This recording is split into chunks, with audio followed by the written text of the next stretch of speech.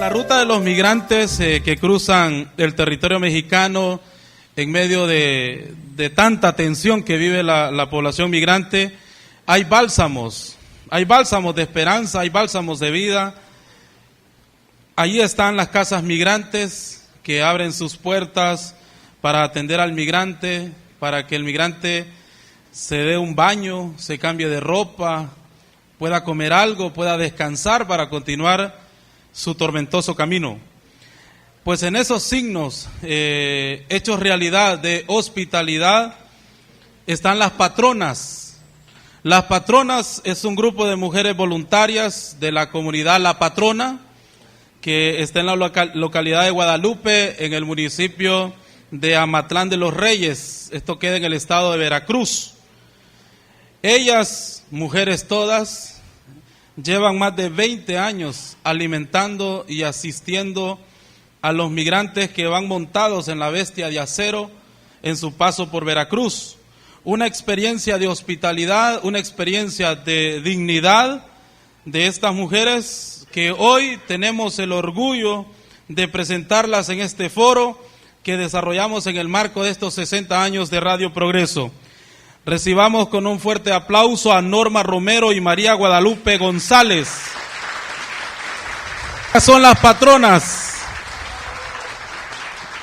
a quien les damos la bienvenida. Gracias por estar con nosotros. Quiero decirles que yo he comido de los alimentos que se preparan en la casa de las patronas. Estuve en 2 ocasiones en la casa de las patronas. Me ha llevado el vaivén del periodismo a visitarlas hasta allá en La Patrona, en Veracruz. Y ayer me ha tocado dormir en el año 2010 y el año 2012. Y me tocó también salir con ellas tempranito a repartir el alimento, una experiencia inolvidable. Damos gracias a Dios por habernos permitido estar aquí con ustedes. Y bueno, pues nosotros somos un grupo de mujeres que iniciamos en el año de 1995. No teníamos idea de lo que era la migración, no sabíamos quiénes eran las personas que viajaban en el tren.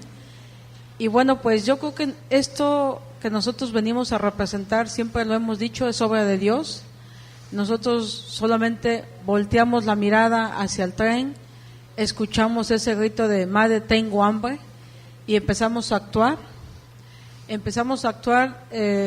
Con recursos propios. Antes, no sé, yo leí la historia de ustedes y entiendo que no sé si usted o alguien de sus hermanas, porque hay que decir que esto nació en la familia de ustedes, su mamá ha sido la impulsora, y entiendo yo, y corríjame usted, y tal vez usted nos narra también, venían ustedes, alguien de su familia, de la pulpería, de una tienda, de comprar leche, de comprar pan, porque iban a desayunar, vienen para su casa, pero escuchan el llamado del migrante en la bestia que pasa allá a la par de la casa de las patronas. ¿Cómo fue esto? Bueno, pues un día por la mañana 2 de las hermanas salieron a comprar el pan y la leche para el desayuno, y bueno, venía la bestia, y cuando iban ellas a cruzar, el tren le bajó velocidad. Entonces, cuando empezó a bajar la velocidad, los migrantes empezaron a sacar, pues ahora sí a guindarse, ¿no? A ver por qué se estaba bajando la velocidad. Al ver a 2 de las hermanas con bolsas de pan y leche, empezaron a decirles: "Madre, tenemos hambre, regálanos tu pan". Ellas se quedaron así como, o sea, porque realmente sabíamos que la gente que iba ahí era mexicana, no habíamos puesto, ahora sí no teníamos idea que eran de Centroamérica. Hasta ese día que ellas aportaron ese pan y esa leche, fue como dijeron: "Mamá, la gente que va en el tren no es mexicana, porque el acento de ellos es muy diferente, la forma de cómo ellos nos hablan y sus rasgos, pues se da uno cuenta que es gente de otros países, pero ¿de dónde vendrán?". No teníamos idea de Centroamérica, porque realmente pues somos mujeres dedicadas al campo, al hogar, y desconocíamos la situación que se estaba viviendo, porque en ese tiempo no se hablaba mucho de la migración, se tenía desconocimiento. A partir de ahí, que fue cuando ellos aportaron la comida, fue cuando empezamos a decir: "Mamá, la gente que va en el tren tiene hambre". Entonces empezamos a organizarnos con comida nuestra, porque bueno, en ese año lo que era la canasta básica era barata y nosotros podíamos compartir un poco de lo que Dios nos ha dado a nosotros. ¿Qué empezaron a preparar ustedes? Bueno, nosotros empezamos a preparar frijolitos, huevito, arroz. La hermana empezó a dar tortillas, empezamos a comprar ahora sí bolsitas y les hacíamos 10 taquitos en cada bolsa.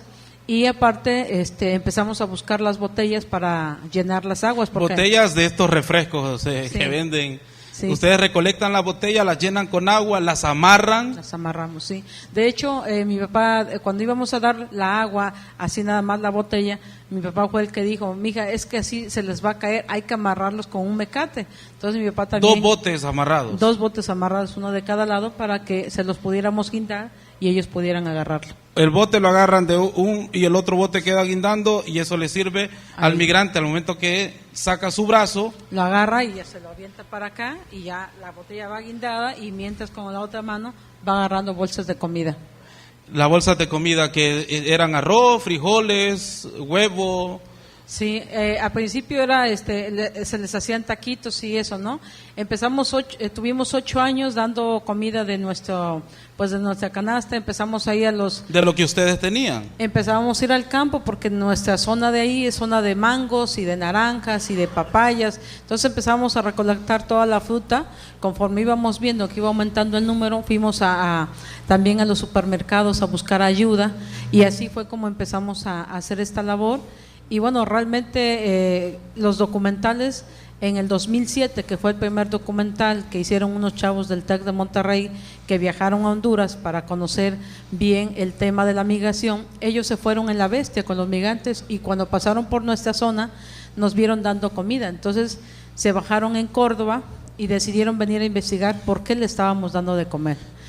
Nosotros empezamos a dar comida sin saber de dónde eran. Hasta un cierto día... donde estamos nosotros hay un cambio de vía y entonces el tren se paró y fue cuando nosotros bajamos a entrevistarnos con ellos, ¿no? De dónde venían y fue cuando nos dijeron, no, pues yo soy de Guatemala, yo soy de El Salvador, otros son de Honduras y fue cuando dije, pero ¿por qué salen? No, porque no hay trabajo. Entonces lo que nosotros ahí teníamos pues era trabajo, teníamos suficiente trabajo tanto los jóvenes como los señores. Lamentablemente lo que empezamos a ver aquí con ustedes nos alcanzó rápidamente porque posteriormente después ya no era una migración centroamericana, sino también empezamos a ver a nuestros jóvenes querer caminar. ¿Por qué? Porque la falta de oportunidades se iban agotando. El hecho de que el café dejó de funcionar ahí en la zona hizo que mucha gente empezara a salir. Hay muchos pueblos cercanos a nosotros que simplemente se han quedado las mujeres y los niños y los hombres han emigrado también. Eso nosotros no lo habíamos visto porque no lo habíamos ahora sí sentido hasta el momento en que nosotros tuvimos la oportunidad de servirle a Dios de esta manera. ¿Por qué? Porque nosotros nuestro comedor, cuando empezamos a dar comida, bueno, pues vamos a dar la comida en las vías, pero de repente dijimos, pues esto se va a convertir en un comedor. Entonces un día los migrantes estando dándoles de comer, ellos dijeron, ustedes son una esperanza de vida para nosotros. Es por eso que nosotros al comedor le pusimos esperanza, comedor esperanza del migrante, así se estaba llamando y así se sigue llamando, pero con el tiempo, después de que la gente empezó a conocer nuestra labor, a través de los documentales, la gente empezó a llegar y a traernos el frijol, el arroz, el aceite, atún, que hoy en día ya no son taquitos, hoy en día se les pone en una bolsa de plástico. Nos donan harina de maseca, nos donan mensualmente 30 bultos mensuales para hacer las tortillas. Entonces se les dan tortillas, en otras bolsas va pan porque hacemos recolecta del pan. Se les pone 6 bolillos, una bolsa de frijolitos, una bolsa de arroz y una lata de atún que andamos ahí recolectando. Que pues yo lo inicié también esto hasta que me nació, ¿no? Entonces fue así como me metí en esto. Entonces yo empecé llenando botellas porque vi que no les alcanzaba a ellas el tiempo para hacerlo y pues gracias a esto y al salir y dar las primeras botellas de agua y ver la necesidad que traían ellos de sed, porque también fui unas personas de las que también yo como que cuando ellas me invitaron dije yo pues están bien locas que voy a esperar el tren, se me hacía difícil no hacerlo. Y al verlas a ellas todos los días salir y regresar con esas ganas de volver a que volviera a pasar otro tren y salir, pues... O sea que le gustó la locura. Pues fue así como me nació, digo, pues no les alcanza el agua para darles. Y hasta que me metí en este rollo, pues yo vi que ahí salía un hijo que tengo ahorita, va a ser 22 años, y pues al oír lo que él le decía a su abuelita cuando regresaban, agua, agua, ¿y cómo le gritaban?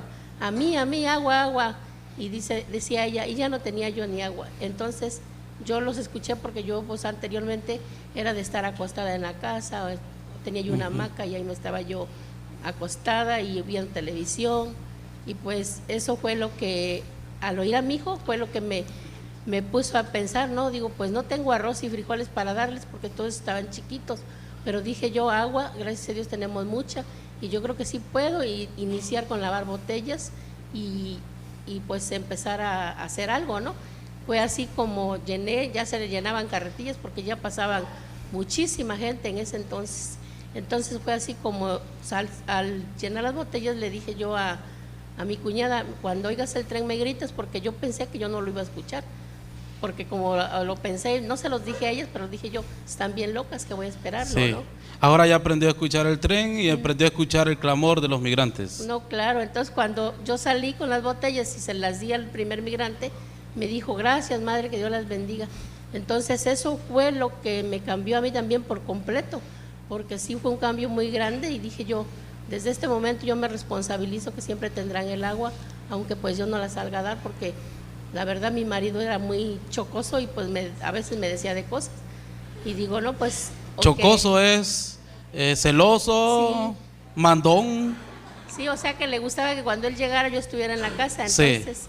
Dije yo me responsabilizo que siempre tengan el agua aunque yo no la salga a dar, pero pues cuando no estaba pues sí me salía yo.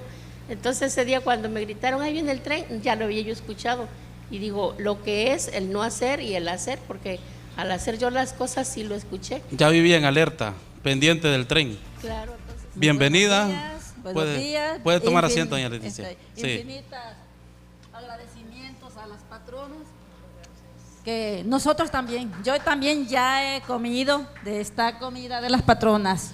¿Usted ya estuvo en la casa de las patronas? Sí. ¿Ha acompañado a las caravanas de madres? El 2014. El 2014. Sí.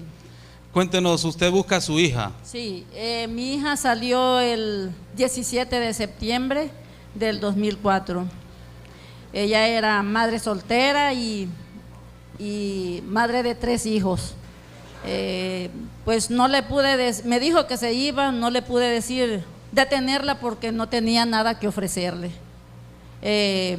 Trabajaba en maquila y el salario de ella era muy bajo, como entonces me dijo, a mí me pienso ir porque este salario no creo que pueda mantenerlos y mis hijos ya están en edad escolar, y entonces me pienso ir. Pues sí, ella se fue, ella estuvo 2 años, casi 2 años estuvimos comunicándonos. Ella estuvo trabajando para seguir el viaje. ¿Cuál fue la última pista de su hija? Pues ¿en México? En México. La última pista fue el 2014, pero sí. Desde el 2007 yo no tuve absoluta, luego de la última llamada, todo este tiempo hasta el 2014 tuve una pista. ¿Una pista? Una pista. Sí. ¿Y ha seguido esa pista usted? ¿Ha tratado de buscarla?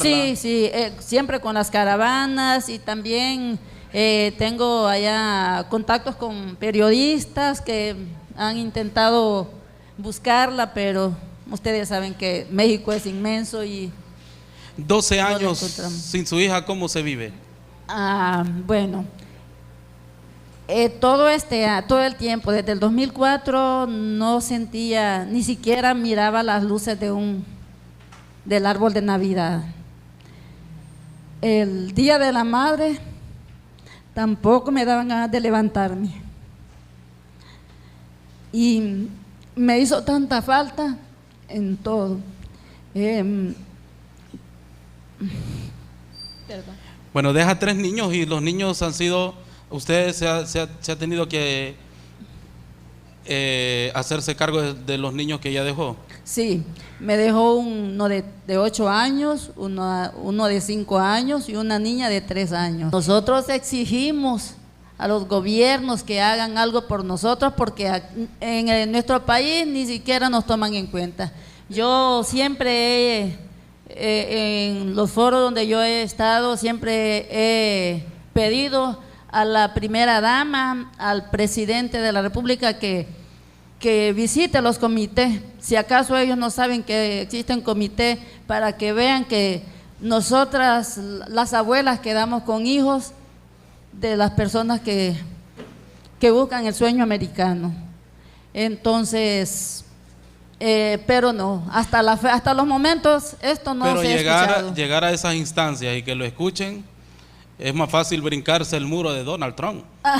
Claro que sí, claro que sí. Y en el camino sabemos que no nos falta abrigo y comida, porque estas damas son tan generosas que el que no ha ido nunca se va a imaginar lo que nos espera en México con estas señoras. ¿La hospitalidad es una herramienta que tumba cualquier muro, Norma?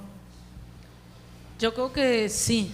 Hoy en día, debido a la situación que estamos viendo y que estamos viviendo, la solidaridad y sobre todo el amor de hermanos, ¿no? Lo que comentaban el padre y el compañero, es que nos hace falta. Yo creo que cuando nosotros iniciamos, no iniciamos pensando en el gobierno, iniciamos pensando en qué hacer por el que sufre.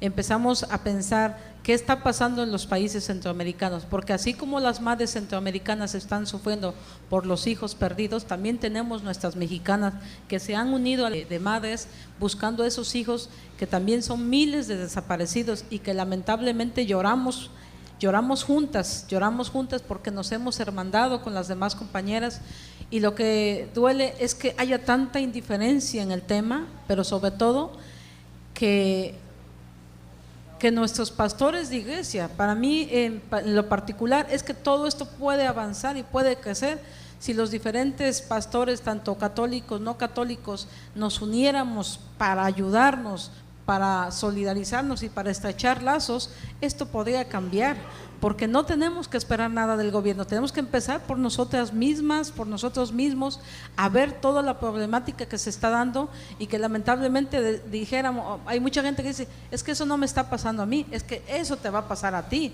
si tú no empiezas a actuar.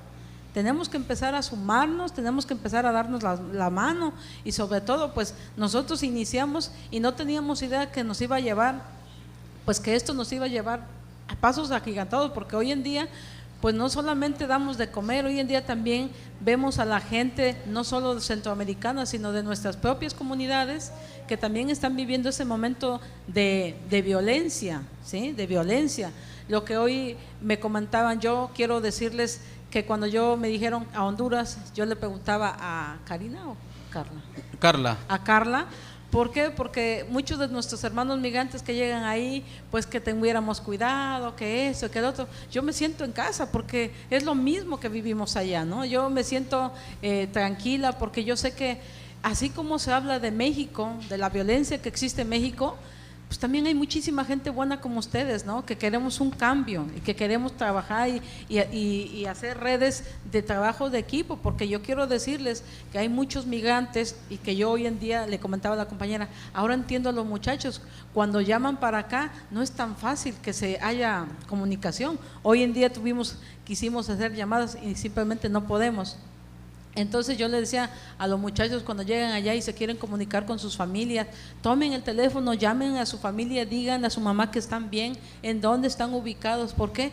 Porque eso es lo que una madre desea, ¿verdad? Que un hijo le llame y le diga, mamá, estoy bien. Siempre le digo, díganle que están aquí en Córdoba con las mujeres de la patrona. ¿Por qué?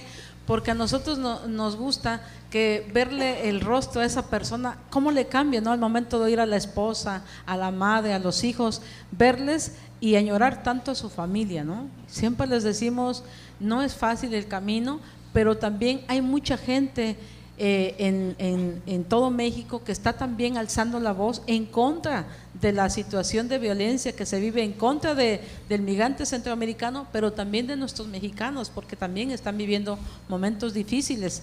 y eso nos pega duro porque también vemos a nuestras madres padecer.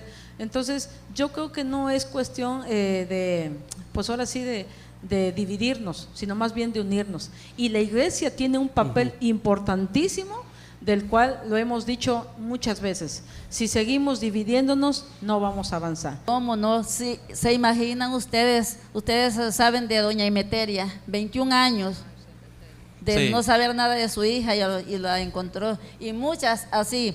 Déjenme decirle que yo sufrí un derrame cerebral 8 meses después de no saber nada de mi hija, y cuando de repente, pero siempre yo estaba casi inválida. Ustedes saben lo que es un derrame, que Sí. las extremidades, la cabeza, todo. Bueno, luego me ponían siempre la Radio Progreso, y una buena vez, diría yo, no mala como normalmente se dice, escuché que estaban anunciando la señora de Cofamipro. El Comité de Familiares de Migrantes Sí. del Progreso, que tiene un programa Exactamente. aquí en Radio Progreso y que fueron parte de esta historia de Radio Progreso bueno, los 60 años. Sí, y bueno, allí estoy, tengo 10 años de estar aquí, participar en el comité, y gracias a Dios, y creo que aunque apareciera mi hija, yo seguiré siempre con ellas en el comité. Ese es el mismo pensamiento y lo pensaba hacer al final, pero bueno, me adelanto.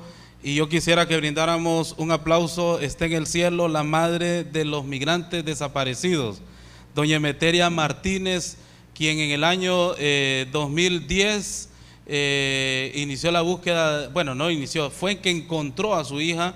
Doña Emeteria Martínez fue de las fundadoras del Cofamipro y de las caravanas que nacieron aquí en el Progreso Lloro, las caravanas de búsqueda, que sus primeros trabajos o de búsqueda llegaban hasta la frontera de Guatemala a México. Ya por falta de fondos no pasaban a México, y ahora se han entrelazado con las organizaciones mexicanas.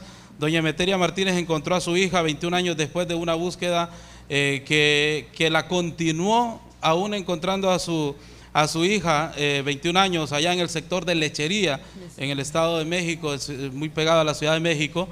Ahí encontró a su hija, ahí se encontraron, transmitimos en vivo, recuerdo yo para Radio Progreso ese encuentro que fue bastante emocionante.